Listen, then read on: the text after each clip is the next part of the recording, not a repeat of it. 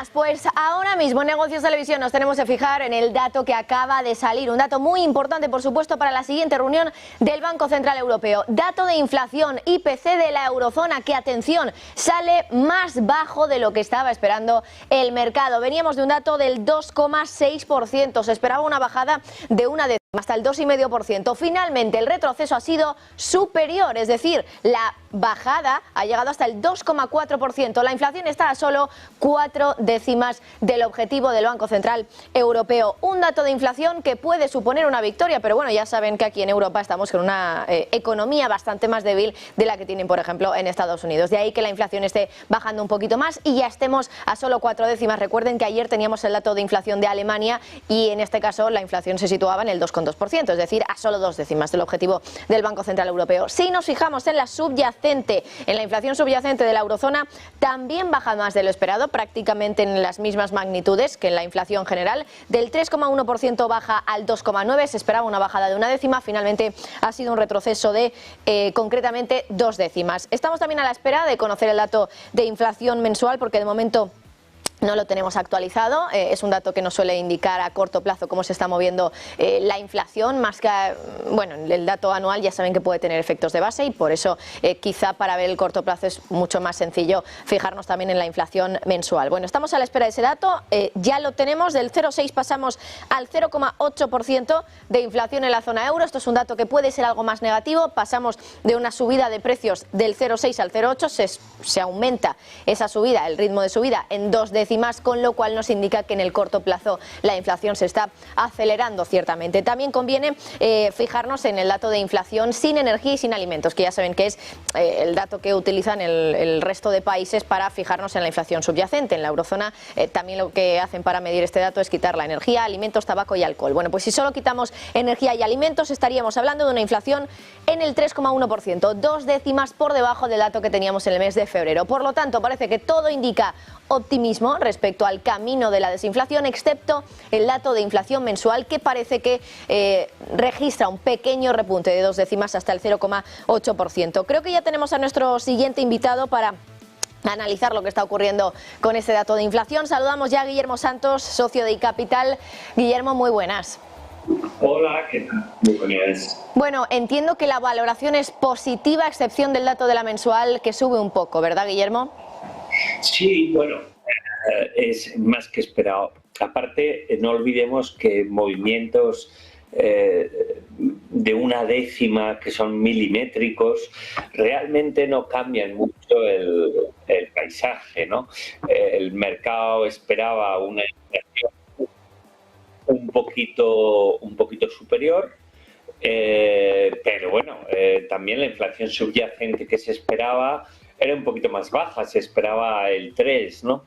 Al final, lo importante es la tendencia. Si bien el dato que has citado del 0,8 mensual, pues realmente no es positivo, ¿no? Porque la tendencia, porque aquí tenemos dos elementos que son los que hay que valorar y los que yo creo los mercados van a valorar. Por un lado, que los efectos base van perdiendo fuerza. El efecto base, ya sabéis, que sale de quitar un mes hace un año y poner el mes nuevo, ¿no? Entonces, pese a ello, pese a que este mes de marzo ha sido inflacionista, 0,8, el dato global final ha sido positivo, ha sido favorable. Pero eso va a ir perdiendo fuerza. Pero luego, por otro lado, tenemos que, como decía hace un momento, la tendencia de fondo sigue siendo desinflacionista, es decir, que poco a poco vamos viendo cómo los datos de inflación van bajando y van convergiendo hacia ese 2%. No obstante, ese 2% todavía está lejos y hay que esperar a ver que no tengamos más sustos, sobre todo desde el punto de vista energético. El petróleo está subiendo, vamos a ir viendo. En todo caso, en balance, dato positivo y reacción favorable a sí mismo de los mercados de acciones, al menos. Guillermo, ¿en qué lugar deja al Banco Central Europeo? Porque en la eurozona ya estamos a solo 4 décimas del objetivo. Decías, aún así, aunque parece poco, es un camino largo porque estamos hablando de la última milla y los bancos centrales ya han dicho que esto va a costar. Pero luego, por ejemplo, en Alemania estamos ya al 2,2%. Entiendo que en realidad estamos ya prácticamente ahí para que el BCE empiece a plantearse bajadas de tipos, pero el mercado no se lo empieza a plantear, ni tampoco parece el Banco Central Europeo, hasta el mes de junio, que todavía queda.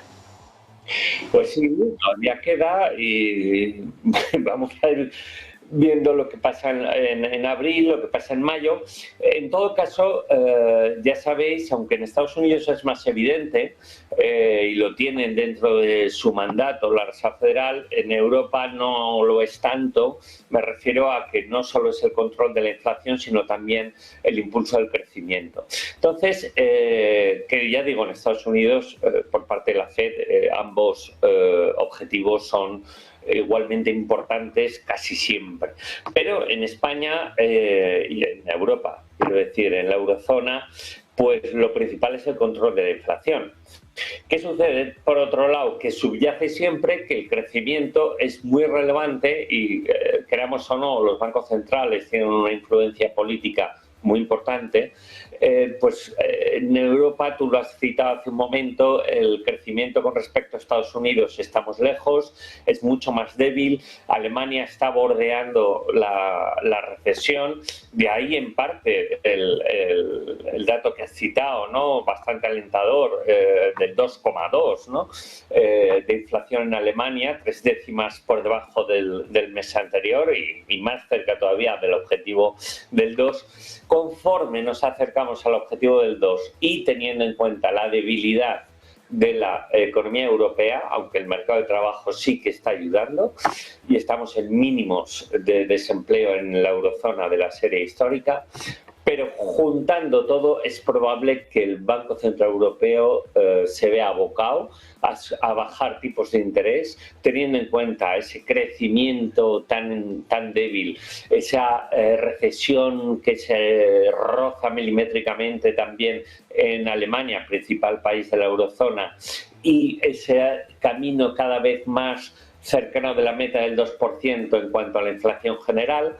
Pues lo juntas todo y pues como mínimo, como tarde, en junio, veremos bajadas de tipos, estimo, por parte del BCE.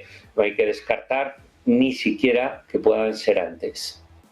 Pues Guillermo Santos, socio de iCapital, muchísimas gracias como siempre por estar aquí en Negocios Televisión al pie del cañón del dato de inflación de la eurozona. Gracias. A vosotros. Bueno, y por último también contarles otro dato que ha salido a la misma hora, el dato de desempleo, de la tasa de paro en la eurozona. Aquí, ojo, estamos en el 6,5%.